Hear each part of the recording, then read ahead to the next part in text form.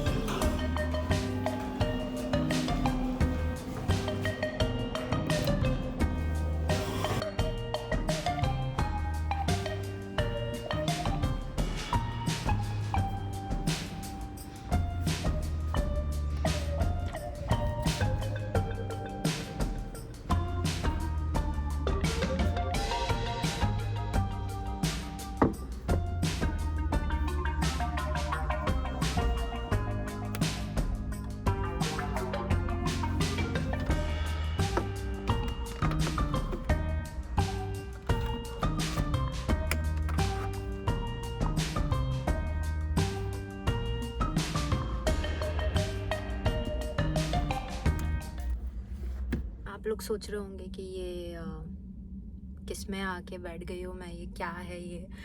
सो मैं बताना चाहती हूँ कि ये एक वर्किंग बूथ होता है। यहाँ पे हम लोगों की जो रेंटल बिल्डिंग है, यहाँ पे इन लोगों ने सबके लिए बहुत अच्छी सहूलियत आप बोल सकते हो प्रोवाइड की है कि जो भी वर्क फ्रॉम होम एम्प्लॉयज़ है या फिर जो लोग ड्यू टू वेदर, मान लो बारिश हो रही है या फिर ठंड है और आप ऑफिस नहीं जा पाए किसी कारणवश, तो उन्होंने इनके जो ये रेंटल वाले हैं, इन्होंने यहीं पे वर्क फ्रॉम होम वाला एक बूथ सबको दिया है। नॉट सबको, एज इन यहाँ पे 5-6 ऐसे बूथ्स हैं जहाँ पे आप अपना लैपटॉप लेके, अपना यहाँ पे चार्जिंग पॉइंट वगैरह, वाईफाई वगैरह सब कुछ है। सो आपको बस अपना इक्विपमेंट लेके आना है, अपना लैपटॉप लेके आना है, चार्जर लेके आना है, आपका जो भी है सामान काम ऑफिस वगैरह के लिए, बस वो आप ले आओ, बूथ में बैठ जाओ। आपको बाहर से कोई डिस्ट्रैक्शन नहीं होगी और बाहर का आपका जो आवाज़ है बाहर नहीं जाएगा। ये पूरा एक साउंड प्रूफ बॉक्स होता है पूरा ऐसे, एंड कंफर्टेबल एरिया है। आप अपने पैर वैर फैला सकते हो, चेयर भी अच्छी खासी हाइट में है तो आप ऐसे टेक के भी बैठ सकते हो। मुझे ये कॉन्सेप्ट बहुत पसंद आया है यहाँ पे। एंड मैं यहाँ पे अक्सर कुछ भी मेरा कुछ पर्सनल पढ़ाई वगैरह हो गई या फिर कुछ काम वगैरह हो गया तो मैं यहाँ पे आके करती हूँ। सो आई लव इट। और अगर आपको बाहर का व्यू देखना है, मतलब अंदर से बैठ के कैसा लगता है, एक मिनट मैं आपको दिखाती हूँ। ओके, सो ये अंदर से ऐसा व्यू है बाहर का। ये एक लॉबी टाइप आप बोल सकते हो। आपको याद होगा मेरे प्रीवियस वीडियो में मैं लाइब्रेरी जाती हूँ, तो वो लाइब्रेरी इधर है। ये वाला सेक्शन लाइब्रेरी सेक्शन है। और यहाँ पे बैठने के लिए, थोड़ा चिल आउट करने के लिए थोड़ा सा चेयर और काउचेस लगा के रखे हैं लोगों के लिए। ओके, सो आप लोग ने देखा बाहर का व्यू बहुत प्यारा है। I honestly love it. और मुझे ऐसा लगता है कि काश ये सारे अमेनिटीज़ हमें इंडिया में भी मिलती। काश हमारे भी जो सोसाइटीज़ है, ये जो बिल्डर्स है, बड़े बड़े कंस्ट्रक्शन वाले, ये लोग जो इतना अच्छा बनाते हैं, तो ये सारी चीज़ें भी थोड़ा सा उनको ध्यान में रखना चाहिए। बाकी आप लोग को अगर ये छोटा सा पसंद आया है, ये यहाँ का जो कॉन्सेप्ट है कि रेंटल बिल्डिंग में ही लाइब्रेरी है, यहाँ पर ही फिटनेस सेंटर है, और यहाँ पर ही आपको वर्क फ्रॉम होम के लिए एक प्यारा सा बूथ बना के दिया है। यहाँ पे आके मुझे ऐसा भी नहीं लगता है कि मैं एकदम बंद कमरे में हूँ, ऐसा भी नहीं लगता है। और प्लस मुझे सोचने के लिए एक शांत, एकदम एक प्यारी सी जगह, प्यारा सा व्यू के साथ में, मतलब मैं सोच सकती हूँ फिर यहाँ पे आके आराम से।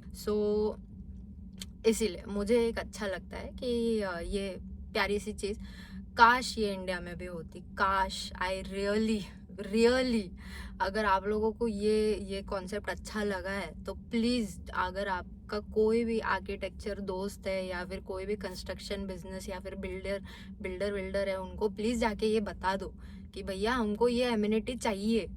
ये वर्क फ्रॉम होम का जो ये बूथ बना के दिया है, नहीं, एक मिनट, सॉरी, ये इंडिया में नहीं हो सकता है, बिल्कुल नहीं हो सकता है। मुझे नहीं लगता कि इंडिया में होना चाहिए, क्योंकि अभी मुझे जस्ट रियलाइज़ हुआ है कि आप जब बना दोगे इंडिया में ये चीज़ को, तो वहाँ पे जो हमारे जो प्यारे प्यारे जो चाचा जान है, जो हमारे मामा जी लोग हैं, और जो हमारे पिताश्री है, सो कॉल्ड, जो है, वो लोग यहाँ पे ज़रूर पक्का कहीं ना कहीं पिचक देंगे, अपना प्यारा सा एक मार्क छोड़ के चले जाएंगे। मुझे नहीं चाहिए ऐसा कि इतनी अच्छी चीज़ को कोई आके ख़राब कर देगा। उससे बेटर ठीक है, विदाउट बूथ ही काम चला लो, अपने घर में बैठ के काम कर लो गाइज। मैं बस एक आइडिया देना चाह रही थी कि यहाँ पे ये चीज़ होती है, और यहाँ पे ये चीज़ को लोग इतने अच्छे से मेंटेन रखते हैं ना कि यहाँ पे 50 लोग भी आके बैठ के चले गए होंगे, मुझे एक का भी कुछ ना स्मेल आ रहा है, ना ही कुछ ऐसे अजीब सा वाइब लग रहा है कि हे भगवान क्या है ये, किसने कर दिया, ये इतना साफ करके रखा है यहाँ पे। वैसे यहाँ पे बिल्डिंग में क्लीनिंग लेडीज़ वगैरह भी होती है, जेंट्स भी होते हैं, सो वो लोग आके अपना काम भी कर देते हैं अगर किसी ने कुछ छोड़ दिया है। बट वो लोगों को वाला ट्रॉमा नहीं होता है guys. I am so glad and thankful for it. So हाँ, और एक और चीज़, अगर यहाँ ये चीज़ इंडिया में भी आ जाएगी ना, और अगर आप बोलोगे कि यहाँ पे अंदर कैमरा लगा देंगे, हम लोगों के जो तेजस्वी लोग हैं ना, जो कहाँ से जो ये उच्च विचार रखते हैं, वो लोगों कैमरा को भी गोबर करके पता नहीं क्या कर देंगे, और अंदर गंदा करके जाएंगे। मुझे इस बात की पूरी गारंटी है। I really feel for you guys, but क्या ही कर सकते हैं अब। ये पता है, मेरे वीडियोस बनाने का ये भी एक रीज़न है कि मैं दिखाना चाहती हूँ कि यहाँ पे कितनी अमेजिंग चीज़ है, छोटी छोटी चीज़ें ही है बट कितनी यूज़फुल है और कितनी अमेजिंग है। सो प्लीज़ ऐसे मत सोचना आप लोग कि मैं शो ऑफ के लिए ये कर रही हूँ या फिर मैं आप लोगों को अपनी बढ़ाई करके बताना चाह रही हूँ, ऐसा नहीं है। ये आपके ही इंफॉर्मेशन के लिए मैं आपको दिखाना चाहती हूँ कि दुनिया में जो लोग होते हैं वो लोग कैसे जीते हैं अपनी लाइफ में, क्या क्या चीज़ें उनको जो इम्पोर्टेंट है उस चीज़ को वो लोग कैसे मतलब कर रहे हैं। आज वर्क फ्रॉम होम कितनी बड़ी बात है ये, मतलब ये अब ये नॉर्मल हो गया है, वर्क फ्रॉम होम सभी चाहते हैं। आप मतलब कुछ लोग जाना चाहते हैं ऑफिस, सो उस चीज़ के लिए भी ये रेंटल वालों ने समझा कि ओके चलो अभी ये चीज़ लोगों को लगेगी, शायद अपने घर में बैठ के ये लोग कंफर्टेबल नहीं होंगे। एक पूरा रूम ऑक्यूपाई करना, एक पूरा एक बेडरूम या फिर आपका जो एक पर्सनल स्पेस है वो काफ़ी बड़ी होती है, राइट?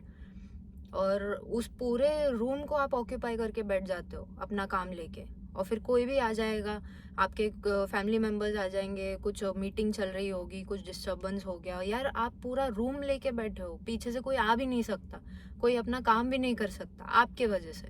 लोगों को पता था कि ये शायद प्रॉब्लम आ सकती है। इतनी माइन्यूट चीज़ है ये, माइन्यूट चीज़ को भी इन लोगों ने ऐसे दिमाग में रख के इस चीज़ को इम्प्लीमेंट किया है इनके बिल्डिंग में। Hats off, sorry, Roadies salute guys. Okay guys, तो आते हैं वापस टॉपिक पर। बहुत हो गई यहाँ वहाँ की बातें और बहुत हो गई इस बूथ की बातें। सो यस, हमें पता है, हमें 2 वर्ड्स जो ज़रूरी है हम लोगों के लाइफ के लिए, वो कौन से है वो मैं अभी आपको बताऊंगी। सो मैंने यहाँ पे एक पेपर में लिख लिया है। ओके, सो क्या आपको ये दिख रहा है ये वर्ड? अगर नहीं दिख रहा है तो पॉज करके इसको अच्छे से देख लेना गाइस। SF का मतलब है शॉर्ट फॉर्म। ओके, तो ये था पहला वर्ड। फर्स्ट वर्ड के बारे में बताना चाहती हूँ, इसको प्रोनाउंस कैसे करते हैं। Pre requisite. पहले गूगल मीनिंग बताती हूँ। पहले A prerequisite is something that must be accomplished or acquired before something else can be done. कोई वो चीज़ जो पहले से आप पा लो या फिर उसको कर लो, कोई भी जो चीज़ है उसको आप पहले कर लो, before something else can be done. मतलब कोई जो चीज़ आप पहले कर रहे हो उसके बाद वाली जो चीज़ होगी वो उसके लिए इम्पोर्टेंट है, वो पहले वाली चीज़ करना। ओके, अब इन्होंने गूगल वालों ने एग्जाम्पल दिया है। For example, you must pass a written test to take an advanced course, passing a physical exam to get life insurance, being a citizen to be able to vote,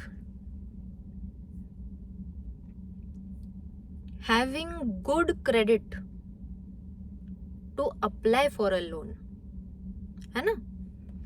अगर आप loan के लिए apply करने जाते हो तो obviously सबसे पहला चीज़ जो कोई भी आपको बैंक वाले पूछते हैं कि आपका क्रेडिट स्कोर क्या है। आपको वो क्रेडिट स्कोर बना के रखना पड़ता है, तब जाके उसकी एलिजिबिलिटी आपकी वैलिड हो जाती है कि चलो भाई इनका क्रेडिट स्कोर अच्छा है तो इनको लोन मिल सकता है। तो पहले क्या देखा कि इनका क्रेडिट स्कोर अच्छा है, ये था उनके लिए प्री रेक्विजिट। क्रेडिट स्कोर बना लो फिर ही हम आपको ये चीज़ करके देंगे। तो ये क्रेडिट स्कोर जो बना एक इंसान का, वो एक तरह से उसका प्री रेक्विजिट है।